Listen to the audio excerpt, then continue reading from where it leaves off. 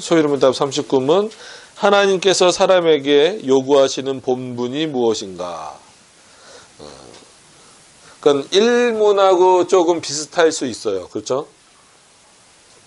소위문답 1문도 제가 자주 언급하는 이유는 그만큼 중요하기도 하고 참 전 개인적으로 좋기도 합니다. 그래서 사람의 제일 되는 목적이 무엇인가 이것과 비슷한 것처럼 그럼 하나님께서 사람에게 요구하시는 본분이 무엇인가? 그러니까 내용적인 면에서 같을 수 있는데 이제 방법에서 하나님의 말씀이 어떤 위치를 차지하고 있는가? 그러니까 인간의 본분에서 하나님의 말씀이 어떤 위치를 차지하고 있는가를 오늘 39문에서는 주로 얘기하고 있고 1문에서는 창조된 인간 전체가 어떠한 삶을 살아야 되는가? 그러니까는 왜 우리가 하나님 앞에서 다 죄인인가라고 했을 때에 소위문답 1문부터 우리는 다 죄인일 수밖에 없는 게 여기서 사람의 제일 되는 목적은 했을 때 사람은 택자들만이 아니에요.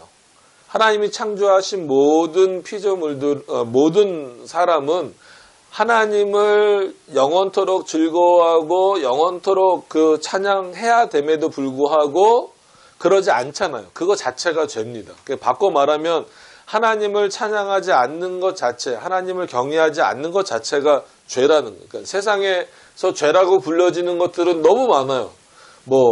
그래서 어떤 사람, 요즘 세상법에서는 경중을 나누잖아요. 경범죄라고 불리는 범죄, 죄도 있고, 중범죄라고 불리는 그런 죄도 있고, 그렇잖아요. 그럼에도 불구하고 그런 모든 죄들보다 가장 큰 죄는 하나님을 찬송하지 않고 하나님을 예배하지 않는 죄예요. 그래서 이게 소위문답 1문이 그런 차원에서 중요하고 소위문답을 계속 나갈 때에도 늘 소위문답 1문을 다시 한번 돌이켜보면서 이것은 단순히 예수 그리스도를 믿는 자에게만 주어진 것이 아니라 모든 인간은 이런 목적을 가지고 살아야 된다라는 거예요. 근데 이런 목적을 가지고 살지 못하기 때문에 죄인의 모습으로 사는 것이고 심지어 그리스도인임에도 불구하고 이런 목적으로 살지를 않는 경우가 많아요. 그래서 주로 1문을 얘기할 때 이렇게 나눌 때 비판하는 내용으로 많이 이렇게 인용했던 것처럼 한참 한국 교회에 유행을 했었어요. 그리고 지금도 아마 하는 교회들이 꽤 있을 줄로 압니다. 근데 그 책 이름이 그거예요. 목적이 이끄는 삶. 그거 있었죠. 그래서 그게 아주 한동안 한국 교회에 그냥 막 바람처럼 막 일었어요. 그 주된 내용은 좋아요. 하나님 앞에서 목적을 갖고 사는 건 좋은데 목적이 이끄는 삶 이래버리면 어떤 느낌이 드냐면 내가 설정해 놓은 어떤 목표가 있을 거잖아요. 그게 어린 아이들에게는 꿈이 될 수도 있고 성인에게는 당장 어떤 목표 아니면 직장이라면 직장 아니면 결혼이라면 결혼 아니면 학업이라면 학업 이런 어떤 목적들이 있잖아요. 그런 목적들을 딱 세워놓고 그것을 위해서 기도하고 그것을 이루기 위해서 열심히 애써 나가는데 마치 하나님이 그냥 도우는 역할 이 정도로만 이해하게 만들어버리는 게 목적이 이끄는 삶이라는 책의 핵심적인 내용이에요. 그래서 그건 아니다. 왜냐하면 인간의 제일 되는 목적은 이미 성경에서도 나왔고 특히나 우리 소위문답에서 하나님을 영화롭게 하는 것이다 라고 나왔는데 그리고 이사야서 41장에도 41장 10절인가 그럴 거예요. 이 백성을 내가 지은 이유는 나를 어떻게 함이라? 찬송케 함이라 이거예요. 찬송이라고 했을 때에는 단순히 그냥 노래만 의미하는 것은 아니잖아요. 그죠? 모든 삶이 하나님을 향해 있으라는 거예요. 그래서 우리가 죄를 정의할 때도 여러 번 말씀드린 것처럼 하나님으로부터 등을 돌렸다라는 거예요. 하나님으로부터 등을 돌려서 하나님을 향해 있어서 하나님의 명령과 뜻을 수행해야 되는 게 인간의 본분이었고 맨 처음 인간이었던 아담과 하와의 본분이었는데 결국은 뱀의 유혹이었던 또 아담은 하와의 유혹이었던 그 유혹을 참지 못한 결과가 어떻게 되는 거예요? 하나님의 명령으로부터 등을 돌려서 자기가 모든 것을 판단하고 자기가 기준이 되어버리는 거죠. 그렇기 때문에 하나님으로부터 등을 돌려서 자신을 향해 가는 것이다라고 정의를 하는 거예요. 그게 이제 죄에 대한 여러 가지 정의 중에 하나입니다.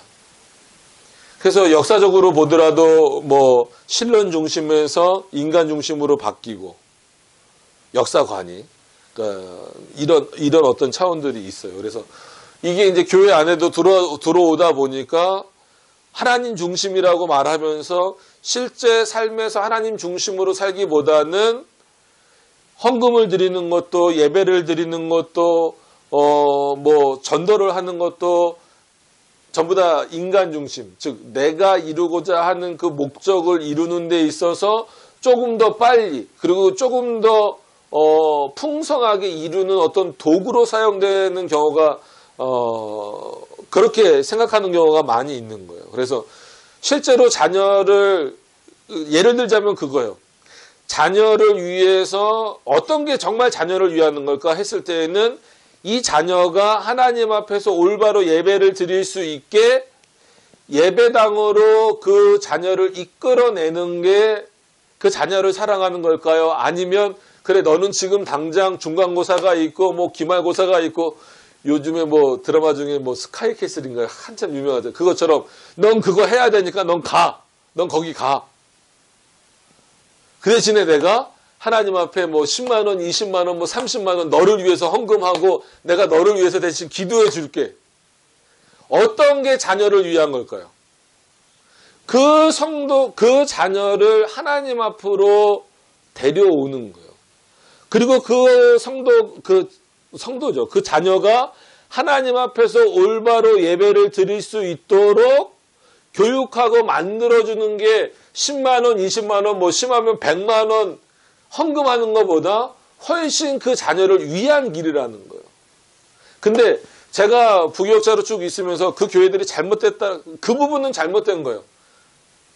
자녀들은 잘 교회로 안 데리고 나오면서 자녀들을 위한 헌금은 굉장히 많이 해요. 거기에는 마치 어떤 마음이 있는 거예요. 그냥 이 헌금을 드리는 것으로서 내 자녀가 잘 됐으면 좋겠다. 근데 그 잘 되는 게 하나님을 잘 섬기는 잘됨이 아니라 세상에서 잘 되고 뭐 좋은 학교 가고 좋은 직장 얻고 뭐 좋은 배우자 만나고 뭐 직장에서 또 들어갔으면 빨리빨리 진급하고 뭐 이런 것들.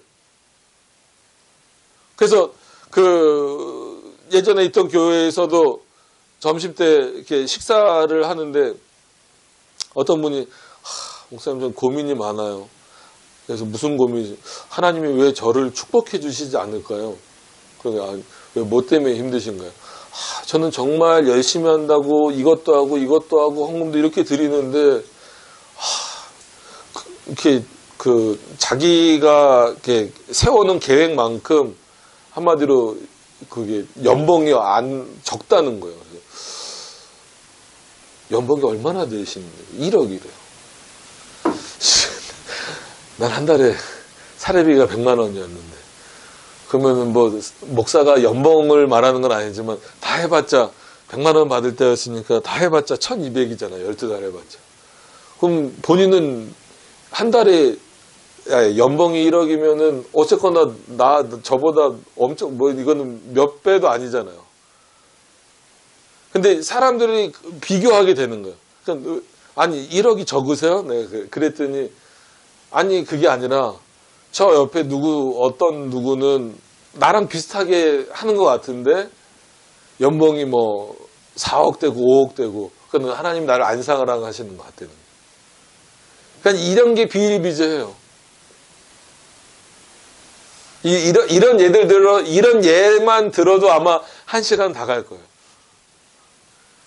그래서 제 친구 목사 예 한마디만 더 들면 그 친구 목사도 티코 타고 다녔대요. 그 목사들이 이렇게 좋은 차, 특히나 부목사들이 좋은 차 못 타고 다니잖아요.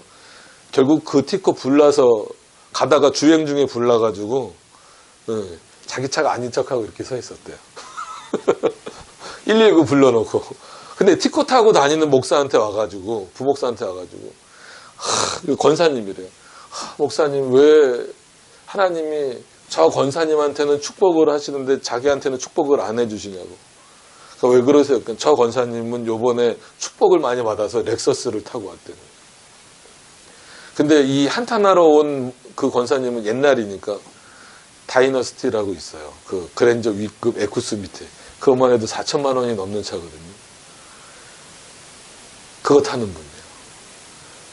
근데 본인도 못 타고 싶다라는 거예요. 렉서스 타고 싶다는 거예요. 근데 거기에 꼭 뭐가 껴들어가요? 나도 그만큼 했는데 나에게는 왜 그게 안 주어집니까? 그러니까 그런 삶에는 뭐가 빠져 있는 거예요. 자기는 하나님을 잘 섬기고 하나님 중심으로 산다라고 말하지만 실제 하나님은 없는 거예요. 하나님이 이용되어서 뭐가 눈앞에 보여져야 되는 거예요. 진짜 뭐 연봉이라든지 좋은 차라든지 좋은 집이라든지 이런 게 탁탁 눈앞에 떨어져야 하나님이 나를 사랑하시는구나. 이게 잘못된 신앙이라는 거예요. 이런 목적을 가지고 신앙생활을 한다면 그거는 하나님을 이용하는 거죠. 하나님 중심이 아닙니다.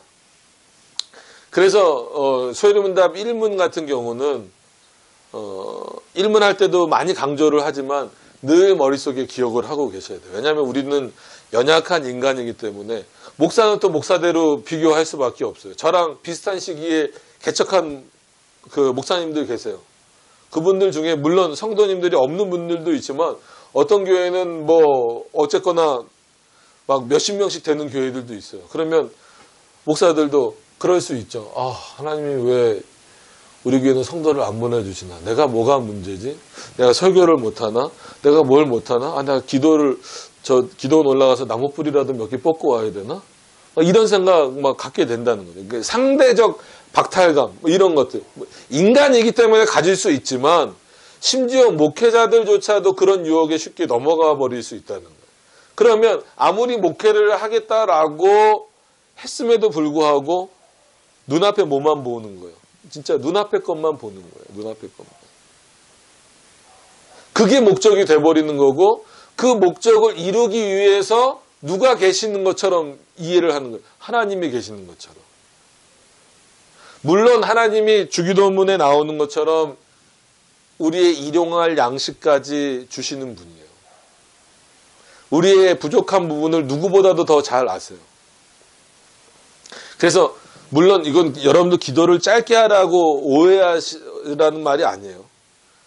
장황하게 기도하지 않아도 벌써 우리가 하나님 하고 이렇게 그냥 뭐 큰 소리를 내던 뭐 어떻든 간에 너무 큰 소리 내면 옆 사람이 방해될 수 있으니까 아니면 골방에서 혼자 하시든지 그냥 하나님 하면 벌써 하나님 아실까요? 모르실까요? 알죠. 그렇기 때문에 우리는 하나님이 원하시는 게 뭔지를 거꾸로 하나님은 우리의 모든 것을 다 알고 계신단 말이에요. 우리의 그런 연약함까지도 다 알고 계신단 말이에요. 그렇기 때문에 우리 입장에서는 하나님 부를 때 벌써 다른 말 하지 않아도 예를 들어서 하나님 저 이게 너무 없어서 불편해요 라고 하지 않아도 그냥 하나님 그 한마디에 이거 필요합니다 내용이 다 들어있는 거나 마찬가지예요. 그러니까 우리의 중심을 보신다라고 했을 때 그 말을 쉽게 넘기지 마세요. 다른 주변 사람은 모를 수 있어요. 그죠? 같이 있는 성도나 심지어 그 목양하는 그 목사도 모를 수 있어요. 저 성도가 어떤 신앙 그리고 뭘 요구하고 하나님께 요구하고 있는지 강구하고 있는지는 모를 수 있어요. 그러나 본인은 잘 알잖아요. 그리고 본인보다도 하나님은 더 잘 알고 계신다는 거예요. 그렇기 때문에 반대로 하나님이 우리에게 요구하시는 본분에 대해서 더 분명히 알지 않으면 우리는 지금 제가 몇 가지 예를 들었던 그런 신앙으로 쉽게 흘러가 버릴 수 있다는 거예요.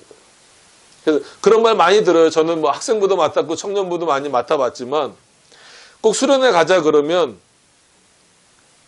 애들 중에도 그런 애들이 있고 부모님 중에도 분명히 뭐 안수 집사님이고 그냥 뭐 장로님들도 계시고 뭐 그런데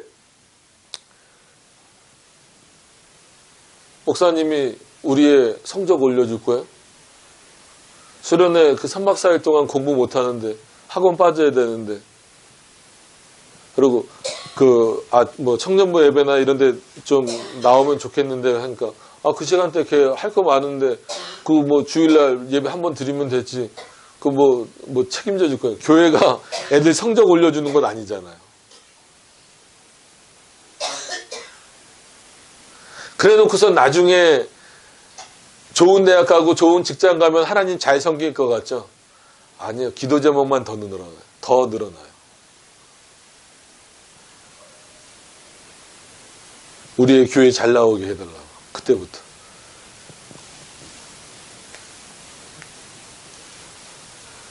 그럼 그게 거기서 끝나지 않습니다. 희한한 거는 거기서 끝나지 않아요. 그렇게 자녀들을 바르게 잘 인도하지 못한 그 분들은 나중에 자녀를 위해서 막 기도하잖아요.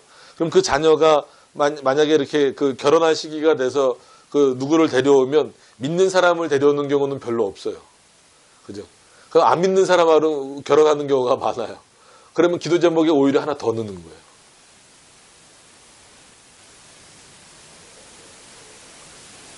그러니까 인간의 목적을 모른다라는 것 자체는 이마만큼 신앙생활에 엄청난 걸림돌을 가져다 주는 겁니다. 자, 그러면 오늘 본문으로 가서 보시면 제가 왜 이런 얘기를 갑자기 그 일문도 아닌데 장황하게 했냐면 이제 십계명으로 넘어가야 돼요. 넘어가기 전에 39문에 이렇게 나옵니다.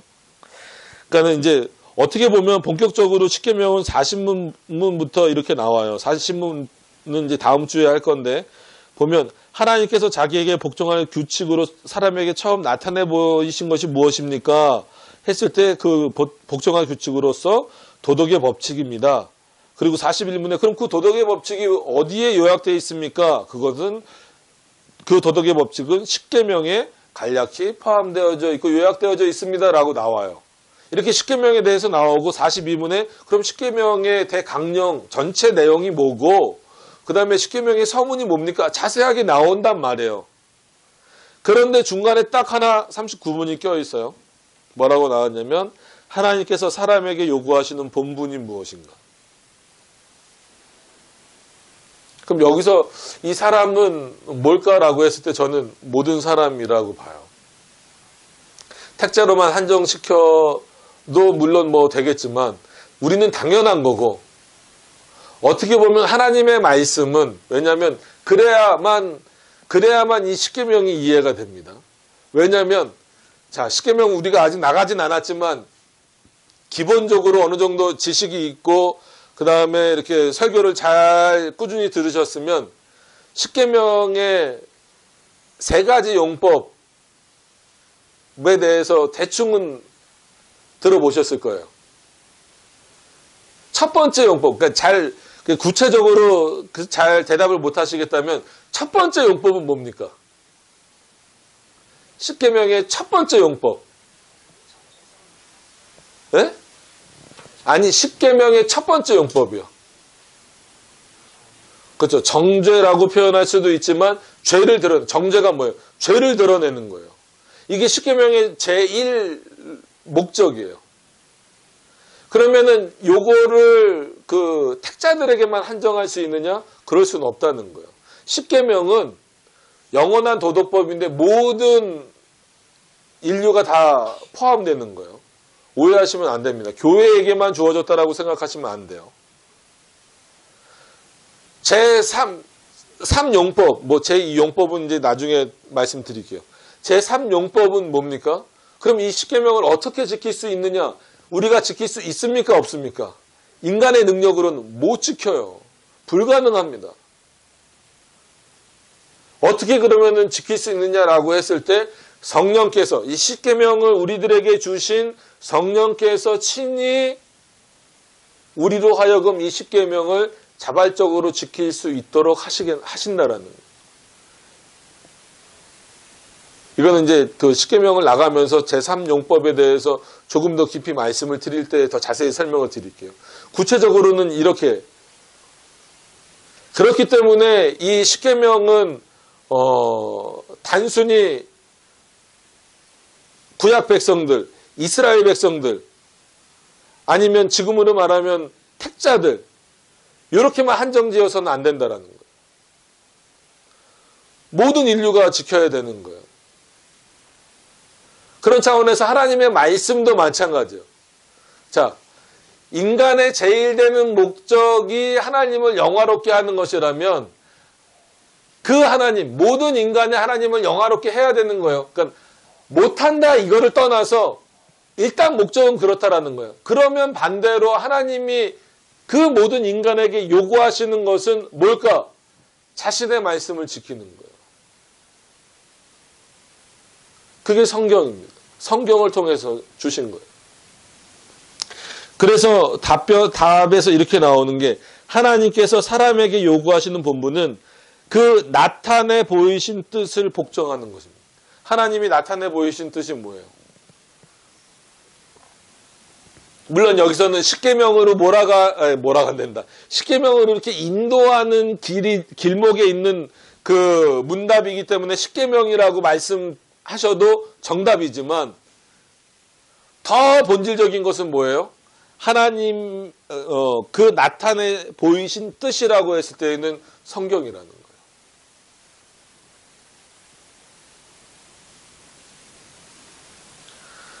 그렇기 때문에 성경대로 사는 것, 하나님의 뜻에 즉 성경에 복종하며 사는 것이 인간의 본분이다라는 거예요.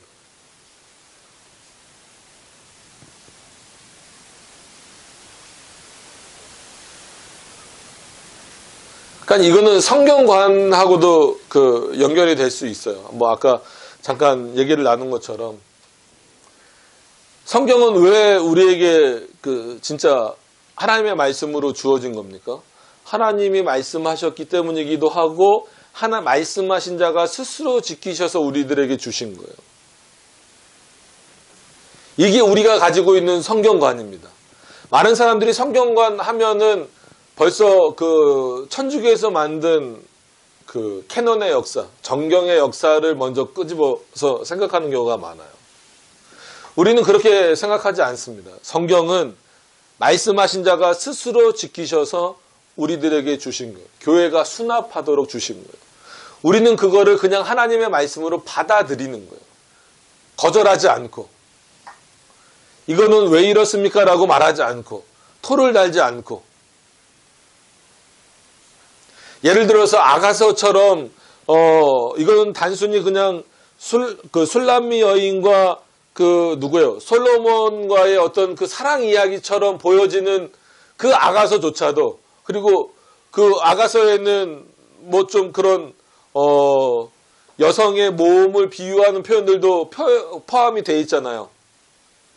그렇기 때문에 이게 성경에 들어와야 되느냐 말아야 되느냐라고 막 논의를 하고 그럼에도 불구하고 우리는 그런 논의와 상관없이 오히려 거기서 예수 그리스도와 교회와의 관계 이런 관계들을 보면서 하나님이 교회에게 주신 그 내용으로 받아들이고 있다라는 거예요. 자기 신학이 안 만난다라고 해서 함부로 야고보서를 뭐 지푸라기 복음이라고 말하든지 아니면 잠언을 뭐 그 성경이 아니라고 말한다든지 솔로몬이 쓴 본문 성경은 마치 안 본다든지 이렇게 나눠버리면 안 되는 거란 말이에요. 성경 전체가 하나님의 말씀이다라고 믿는 것은 인간이 언제 이 본문은 이렇게 정했고 창세기는 이때 공인되었고 뭐 마태복음은 이때 공인되었기 때문에 받아들이는 게 아니라는 거예요. 말씀하신 자가 지금도 살아 계시잖아요. 여러분 그걸 믿으시기 때문에 여기 앉아 계시는 거잖아요. 삼위일체 하나님이 살아 계시잖아요. 그 삼위일체 하나님이 스스로가 자신이 하신 말씀을 지키셔서 우리에게 주신 거란 말이에요. 교회에게 주신 거란 말이에요. 성재야 이슬람 사원하니? 피곤하지 그지? 밥 먹고 응? 재미없는 얘기 들으려고 하니까 잠바를 벗어 풀러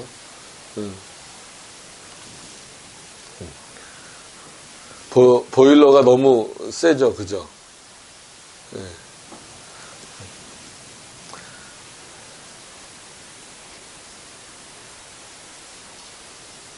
그래서 성경을 여러분 어떻게 이해를 하셔야 되냐면 하나님의 말씀, 하나님이 스스로 지켜서 주셨다라는 것, 이거를 더 중요하게 여기셔야 돼요. 인간이 언제 정했다 이거보다도.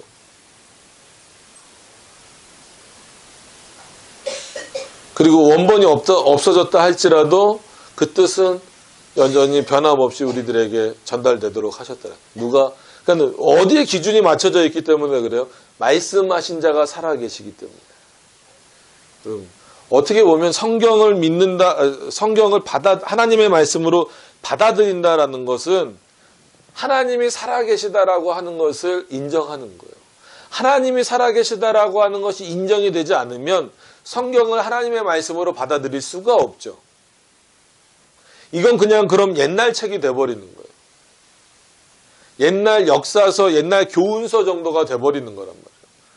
그럼에도 불구하고 우리는 그렇게 보지 않고 또 말씀드리지만 모세도 죽고 아브라함도 죽고 야곱도 죽고 다 죽었어도 이것이, 그리고 바울도 죽고 뭐 마태, 마가, 누가 다 죽었어도 지금도 살아서 운동력이 있는 말씀이 되는 이유는 뭐예요? 이 말씀하신 하나님 살아계시기 때문에 그렇다는 거예요. 그러니까 교회는 이걸 지켜가는 거예요. 성도는, 공교회는 이거를 지켜가는 거고, 우리가 지금 사도신경으로 그 공교회를 고백했잖아요. 공교회는 이걸 지켜가는 거예요. 공교회가 언제 성경을, 그러니까는 예를 들어서 출애굽기라면 출애굽기, 레위기라면 레위기를 공교회가 언제 성경으로 받아들이기로 결정했느냐, 이게 중요한 게 아니라 하나님이 공교회에다가 지켜서 주신 그 말씀을 얼마나 잘 지켜가고 있는가가 그 공교회의 핵심이라는 거예요. 그 공교회가 무너지지 않는 핵심이라는 거예요. 그리고 성도는, 그 공교회에 소속되어져 있는 성도는 그 공교회가 고백하는 이 성경을 하나님의 말씀으로 언제나 받아들이고 있어야 된다는 거예요. 그래서 약간씩 조금씩 다르게 표현한 것들을 늘 이렇게 걸러낼 수 있어야 된다는 거죠. 성경에는, 저번에도 말씀드렸다시피 성경에는 하나님의 말씀도 있다. 그냥 들으면은 맞는 것 같아요. 그죠? 얼핏 들으면. 근데 성경에는 하나님의 말씀도 있어요? 성경이 하나님의 말씀이에요. 그래서 저도 이거는 이제 그 예전 있던 교회에서 선물 받은 거니까 이런 게 개인적으로는 마음에 안 드는 거예요. 자, 신약 성경을 보시면 이런 식으로 되어 있어요. 어떤 거는 검정 색깔이고 어떤 거는 뭐 빨간색은 그렇지만 하여튼 이렇게 붉은스러운 색일까요? 그죠? 예수님이 말씀하신 부분은 이렇게 빨간색으로 해놓고 나머지는 검은색으로 해놓고, 이게 전형적으로 성경에는 하나님의 말씀도 있다라는 사람들의 그 주장과 비슷한 거예요. 그러니까 구약에 가면 구약에는 좀 그런데 구약에도 가끔 보면 나왔나 모르겠는데 파란색으로 되어 있는 부분이 있어요. 하나님이 이렇게 마치 말씀하시는 부분, 직접 이렇게 말씀하시는 부분들. 그러니까 이런 것들이 그래서 성경에 그냥 이렇게 빨간색, 파란색 구분 없이 쭉 쓰여져 있는 게 제일 좋아요. 나중에 성경 사실 때 그런 거 사세요. 이런 거 갖고 있다고 신학이 변질되진 않겠지만, 이런 의도를 갖고 만든 사람들은 어떤 의도냐면 성경엔 하나님의 말씀도 있다는 거예요.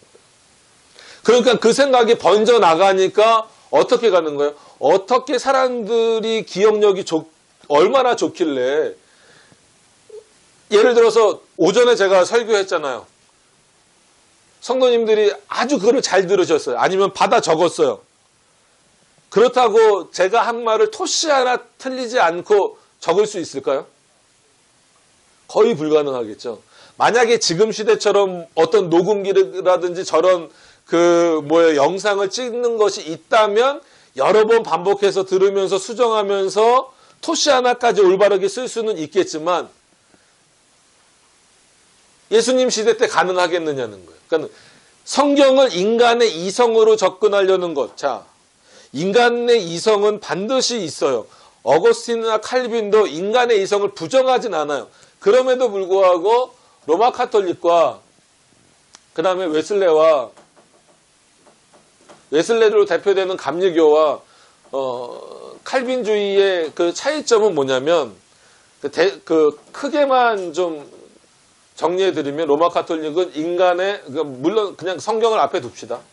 다 성경. 당연히 다 성경이죠.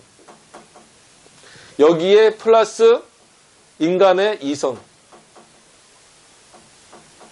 플러스 자신들의 전통이에요. 그래서 어떤 부분에 가가지고 그러니까 성경에도 없는 거 할 때 있잖아요. 천주교에서. 그러면은 역으로 질문을 하는 거죠. 왜 합니까? 그 성경에도 없는 건데. 그러면 실제로 역사적으로 그런 표현을 로마 카톨릭에서 써요. 우리의 전통이 그렇게 말한다. 그 전통은 대부분 어디서부터 온 거예요? 교황으로부터 시작된 거죠. 우리의 전통이 그렇게 말한다. 당연히 인간의 이성이 있어야 되는 거 아닙니까? 라고 했는데 이 인간의 이성은 결국은 아까 말한 것과 같은 것으로 가는 거예요. 인간의 이성으로 믿어지는 것은 믿고 안 믿어지는 것은 못 믿겠다라는 거잖아요. 그러니까 아까 성경신학 질문하셨던 것처럼 성경신학자들이 대부분 100%는 아니지만 대부분 어떻게 이해를 하냐면 그러니까 특히나 신약성경 같은 경우는 제자들이 예수님이 이렇게 얘기하셨어. 예를 들어서 저 성전을 헐었다가 오늘 본 말씀처럼 헐었다가 3일 만에 다시 질 거다. 이거를 정확하게 기록한 게 아니라 예수님이 이런 의도로 말씀하셨다라고 하는 것을 적어놨다라는 거예요. 그래서 이거는 그래서 신약 성경에는 예수님의 실제 말씀은 없고 뭐가 있다는 거예요? 예수님의 의도가 담겨 있다라는 거예요. 이게 자유주의 신학자들의 그 성경 해석 방법이에요. 근데 웨슬레도 성경을 해석하는데 인간의 이성이 들어가요. 칼빈은 들어가긴 하지만 여기다가 플러스 시키지는 않아요. 그런 방식으로 쓰지 않아요. 왜? 이성을 그렇게 높이질 않나요. 오히려 뭐라고 말하냐면 하나님의 말씀을 보는 데 있어서 인간의 이성이 충돌될 때 있잖아요. 그렇잖아요. 방금 전에 말씀드렸던 것처럼 어떤 그런 사건들이나 아니면 어떻게 토시 하나 틀리지 않고 그 말을 적을 수 있는가. 계시로 아무리 영감됐다 할지라도 적을 수 있는가. 영감을 부정하는 사람들도 많지만 적을 수 있는가라고 했을 때 부딪히잖아요. 부딪힐 때 많은 사람들은 뭐를 택하는지 아세요? 자기 이성을 택해요. 그래서 성경을 난도질을 해버리는 거예요. 그러니까 모세오경만 하더라도 모세가 썼지만 창조는 무슨 설화를 바탕으로 썼다라고 주로 말해요. 바벨론 서나 설화 이런 걸로 바탕을 해서 썼다는 거예요. 아니 어떻게 모세가 저기를 봤어? 창조를 봤어? 당연히 볼 수가 없는데 어떻게 그걸 써? 자기보다 훨씬 앞에 사람이 아브라함 얘기를 어떻게 쓰고 노아 얘기를 어떻게 쓰냐는 거예요. 이거는 무슨 어디 기록을 찾아봤든지 아니면 뭐가 구전으로 전해졌든지 그러니까 거기에는 어떤 내용이 들어갈 수밖에 없다는 거예요. 모세의 주관적인 내용이 들어갈 수밖에 없다는 거예요. 그러면서 뭐가 담겨 있다는 거예요. 반대로 구약 성경에는 모세가 바라보는 하나님이면서 동시에 거기에는 하나님의 의도가 담겼다는 거예요. 이런 식으로 성경을 왜곡시켜 나가는 거예요. 그래서 성경은 하나님의 말씀, 분명히 설교문답에서는 성경은 뭐라 그랬어요? 하나님의 뜻이라 그랬어요. 근데 의도가 담겼어요. 이거는 다른 거거든요. 여러분 분별을 잘 하셔야 됩니다.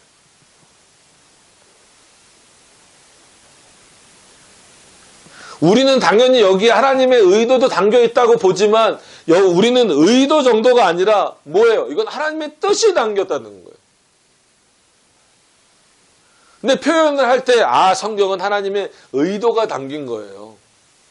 의도가 담겼기 때문에 때로는 좀 이렇게 과장되게 표현되기도 하고 좀 이렇게 그냥 이렇게 뭐 없는 사건이 있는 것처럼 그래서 뭐 구약학자들 중에 대부분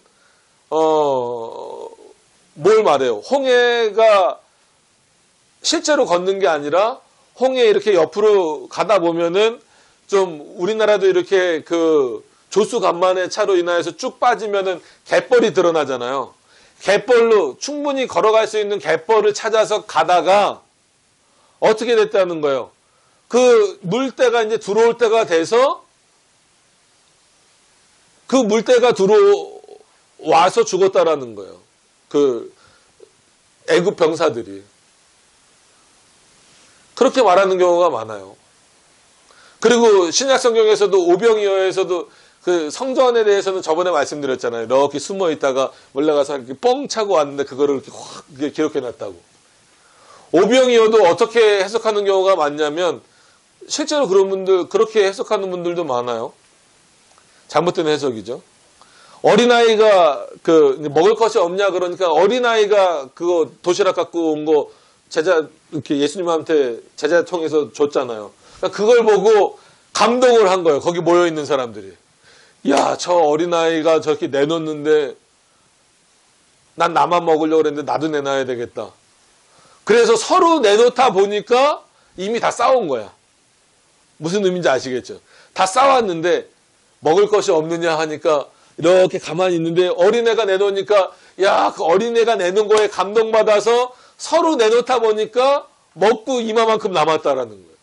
그거를 예수님을 신격화하고 예수님을 멋지게 포장하기 위해서 제자들이 그렇게 각색해서 썼다라는 거예요.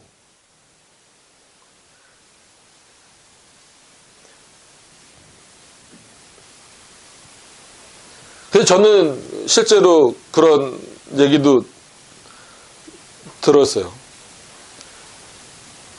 이제 우리 장로교쪽 말고 다른 쪽에 있는 분, 저희 이제 동기 중에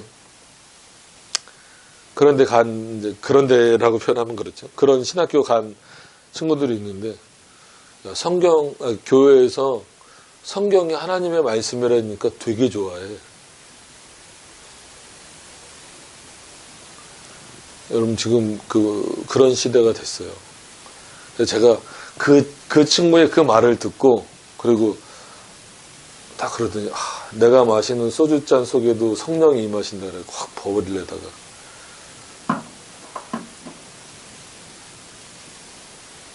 그래서 그때 앞으로 10년 15년 지나면 교회에 이렇게 공부한 사람들이 주류가 됐을 때 상당히 위험해지겠다 했는데 아니나 다를까 우리나라에 WCC 문제 터지고 또 동성애 문제 터지고 했을 때 지금 여러분 우리가 이렇게 모여서 동성애를 반대하고 WCC를 반대하니까 대부분 한국교회가 다 반대하고 그래도 그리스도인이라면은 최소한 WCC와 동성애는 반대하겠지라고 생각을 하시잖아요. 그렇지 않아요. 생각보다 그렇지 않아요. 생각보다 WCC를 찬성하는 쪽 많고 생각보다 동성애를 찬성하는 목사님들이나 성도들이 굉장히 많아요.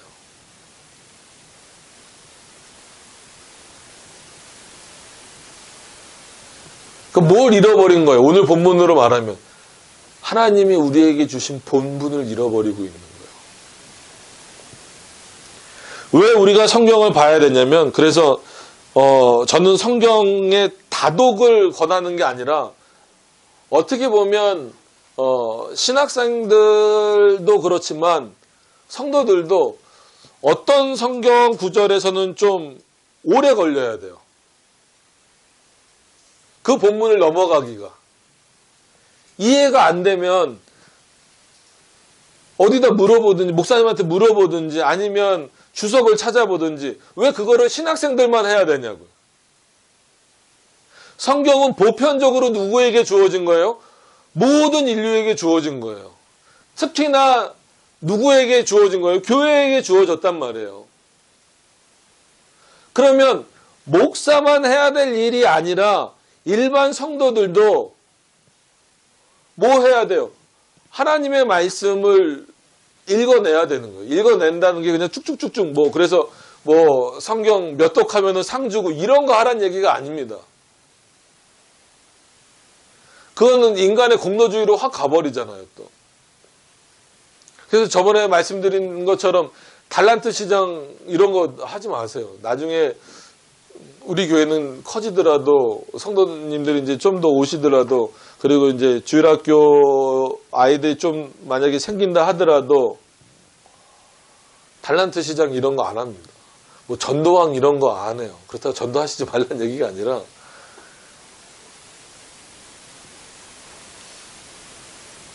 그러니까 하나님이 우리에게 요구하시는 본분을 어디서 찾을 거냐는 거예요.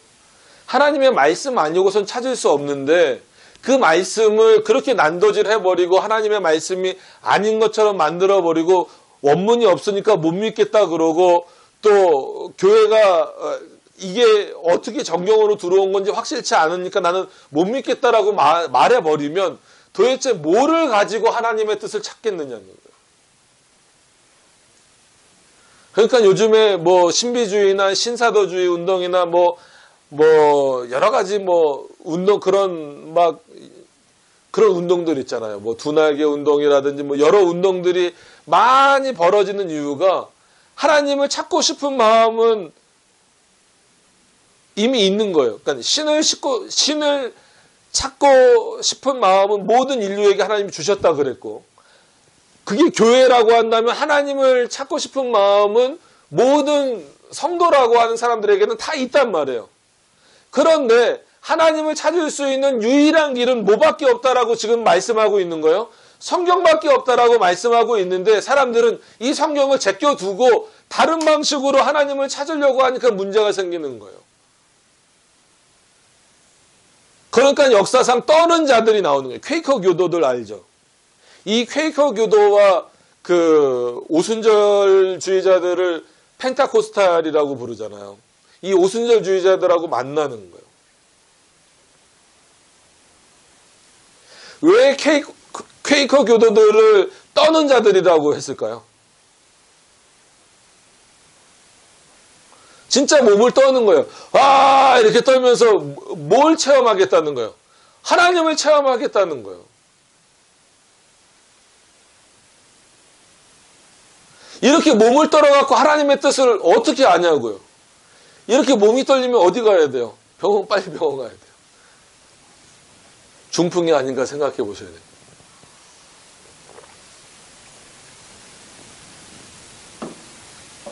성경에 구약에도 그렇고 신약에도 그렇고 나를 알만한 것은 어디에 기록되어 있다? 성경에 기록되어 있다. 여기 기록되어져 있다.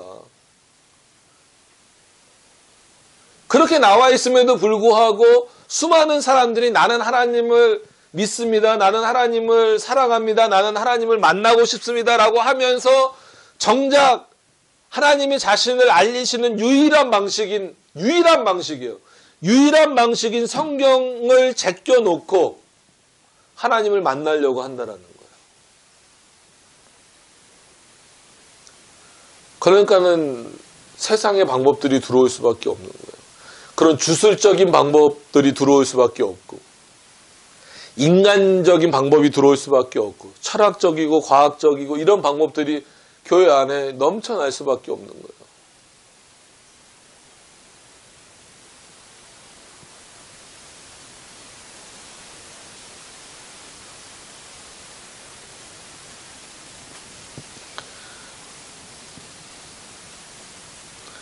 여러분, 성경이 하나님의 말씀이라고 믿으십니까? 그렇다라고 한다면 성경만이 유일하게 하나님의 말씀을, 하나님의 뜻을 그리고 하나님에 대해서 알 수 있는 길이라고 하는 것을 믿으셔야 돼요.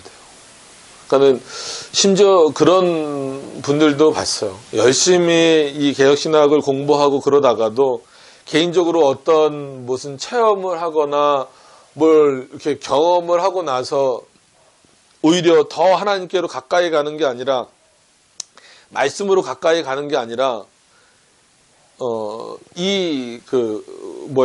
하나님의 말씀을 떠나서 그 신비로움에 그냥 확 빠져버리는 경우가 많이 있어요. 그런 경우도 봤어요. 조심하셔야 됩니다.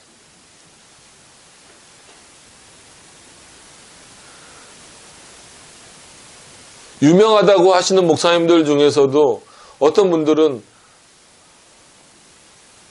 삼위일체 하나님을 이렇게 체험하자, 몸으로 체험하자. 어떻게 삼위일체 하나님을 몸으로 어떻게 체험할 거예요?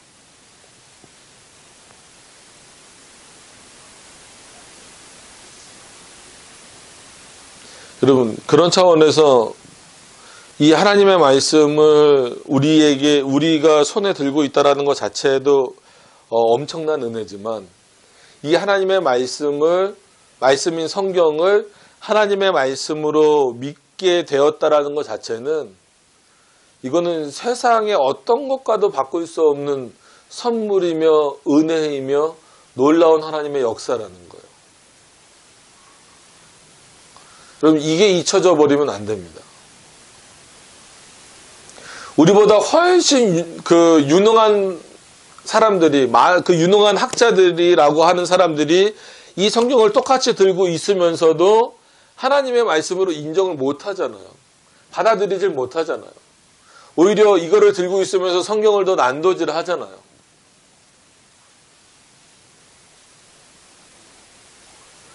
그런 거를 보면 오히려 믿음이 무엇인가를 생각해 볼 때, 단순히 세상적인 지식을 많이 쌓는다, 성경에 대해서 많이 안다, 성경 구절을 많이 외우고 있다, 이것으로 판단되어질 수는 없다라는 것을 더 많이 느껴요.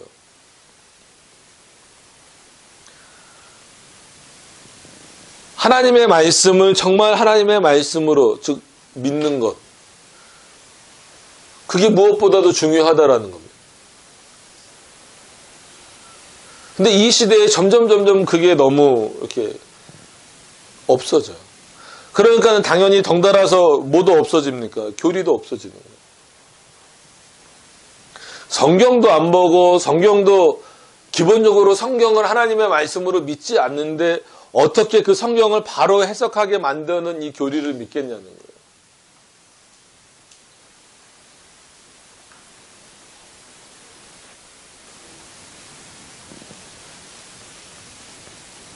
그래서 잘 보시면 알겠지만, 하나님께서 사람에게 요구하시는 본분 있다는 거예요. 이게 분명히 있다는 거예요. 그 본분이 뭐라고요? 그 나타내 보이신 뜻을 복종하는 것이다. 신명기 29장 29절에도 뭐라고 나왔어요? 감춰져 있는 것은 누구에게 감춰져 있고, 나에게 감춰져 있고, 드러나 있는 것, 나타내 보여져 있는 것은 너희가 반드시 해야 될 것이다라는. 근데 오히려 우리들은 나타나지 않은 것에 대해서는 굉장히 관심을 많이 가져요. 왜 그럴까? 왜 그게 있을까? 왜 그렇게 하셨을까? 쓸데없는 호기심이에요. 그건 호기심을 넘어서 어떻게 보면 믿음 없는 모습이에요. 늘 말씀드리는 것처럼 선과 악을 알게 하는 나무는 왜 만드셨을까? 하나님이 죽이실 거면서 왜 택자와 유기자를 만드셨을까? 지옥은 왜 만드셨을까? 정말 하나님을 믿고 예수 그리스도를 믿는 자들, 그리고 성경을 통해서 하나님을 바라보는 자들은 내가 구원받고 내가 하나님의 백성이 되었다라는 것 자체의 기쁨과 은혜를 누리지, 그런 것에 의문을 갖지 않아요. 그런 것에 의문을 갖기 이전에 나에게 주어지는 은혜가 얼마나 크다라고 하는 것을 느끼고 있기 때문에 그렇다라는 거예요. 어떻게 보면 참된 믿음과 참된 어떤 하나님에 대한 경외함이 없기 때문에 그의 말씀을 함부로 보는 거예요. 틀린 부분, 마치 틀린 그림 찾기 하듯이 틀린 부분만 찾으려고 하고, 다른 부분만 찾으려고 하고. 그러는 사이에 우리의 신앙에서 뭐가 없어져 버리는 거예요? 하나님이 나에게 요구하시는 본문. 그러니까 소유리문답 제1문은 우리의 목적이 뭐냐라는 것을 알려주셨다면, 반대로 어떻게 보면 39문에서는 하나님이 우리에게 요구하시는 목적은 아니겠죠. 본문은 뭐냐라고 물으시는 거예요. 그랬을 때 답이 뭐라고요? 하나님이 알려주신 뜻. 거기에 복종하는 거예요. 그러면 복종까지 가는 게 하나님의 뜻을 아는 거고, 복종까지 가는 게 그 본분대로 사는 거죠. 그럼 복종하려면 뭘 알아야 돼요? 나타내 보이신 뜻이 뭔지 알아야 된다라는 거예요. 그래서 성경이 중요한 겁니다. 그래서 성경관이 중요한 거예요.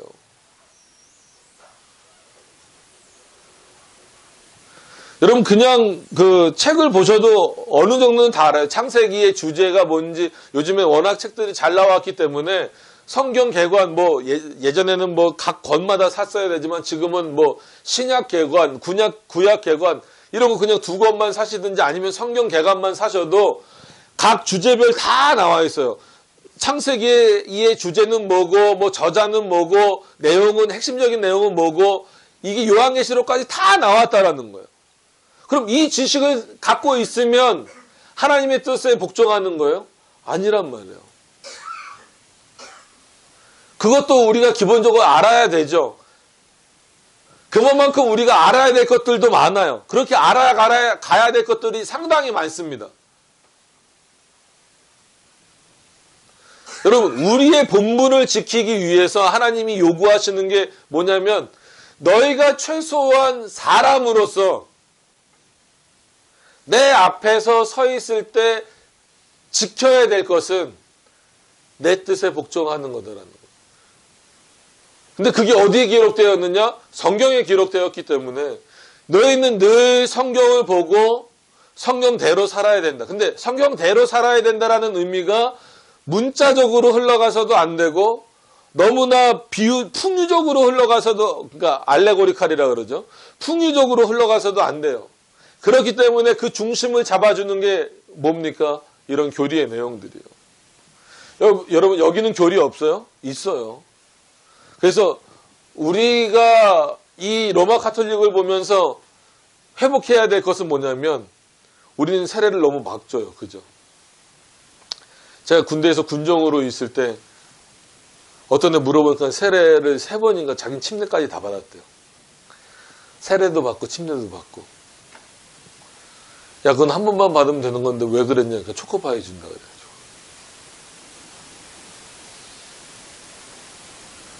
근데 로마 카톨릭 같은 경우는 지금도 영세를 줄 때, 거긴 영세라 그러잖아요. 영세를 줄 때 함부로 주지 않습니다. 공부해야 돼요. 공부하고 나는 이 천주교 신앙에 뭐 한다고, 동의한다라고 이렇게 서약해야 영세 줘요.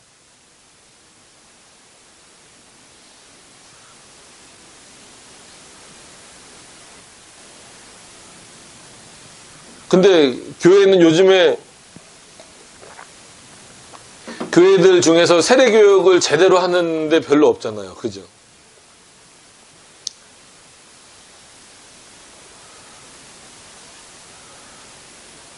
언제 말씀드렸던 건지는 모르지만 저도 유아세례니까 입교하잖아요. 입교하러 갔는데 장로님들이 이렇게 쭉 앉아 계세요. 그럼 최소한 그 입교 문답서라도 물어보셔야 되잖아요. 그러니까 저희 아버지도 장로님이셨으니까. 근데 저희 아버지 그때 그 자리에 안 계셔요.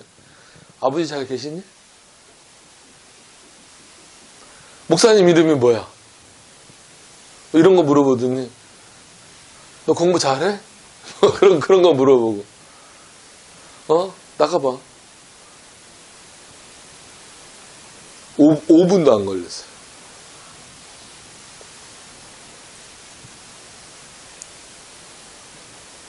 그리고 나서 그 다음 주에 입교 딱 하는 거야. 뭐라고 하는데 목사님이 뭐라고 하는지 몰라. 그게 무슨 내용인지 몰라요.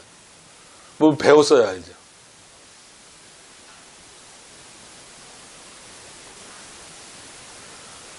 최소한 그래도 소유리문답이 뭔지는 알고 성경을 볼 수 있는 사람에게 세례를 줘야 되지 않겠습니까?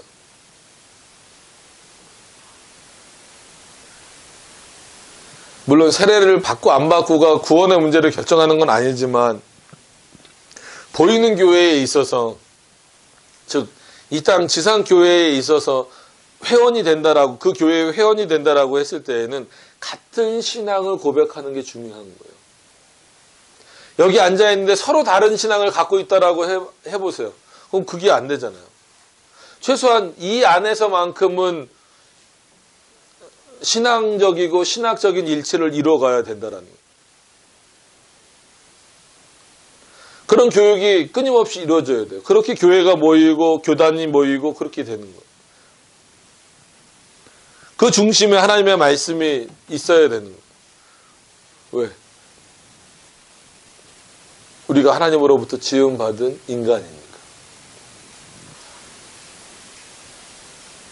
전도서에도 나오잖아요. 누구를 기억하라? 창조주 여호와를 기억하라. 창조주 하나님을 기억하라.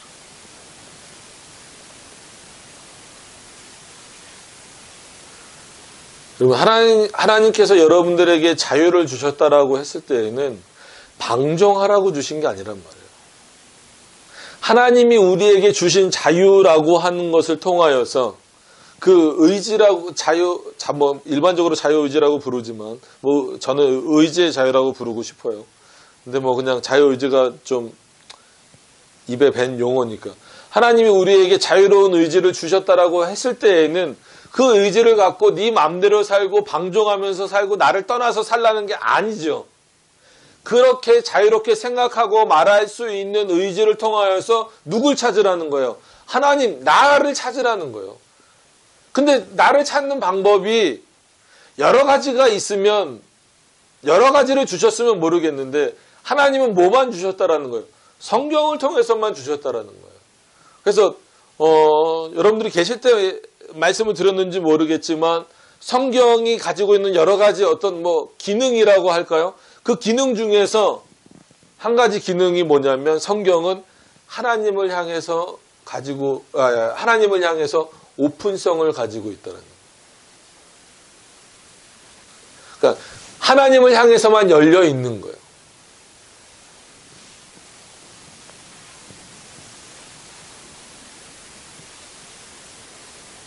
그래서 제가 유치부도 4년을 했어요.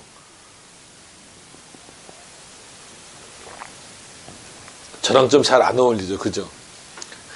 목사님이 시켜서 하는 거예요. 뭐 부교육자가 뭐 나 이 부서 하고 싶어요 이래서 하는 경우는 거의 없어요. 목사님이 시키면 그냥 하는 거죠. 근데 유치부도 그렇고 물론 뭐 초등부도 해보고 유년부도 해봤지만 교재가 다 대부분 인물 중심이 많아요. 모세는 이래서 뭐 복받았다. 솔로몬은 뭐 이래서 지혜의 왕이 됐다.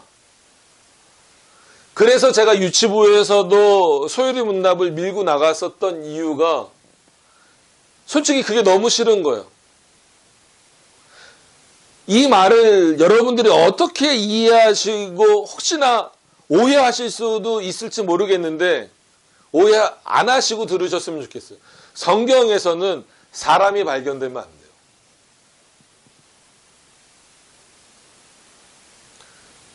그러면 성경에서 사람이 발견되면 삶 속에서 내가 발견되는 거예요. 내가 중심이 돼버리는 거예요. 하나님이 중심이 되는 게 아니라.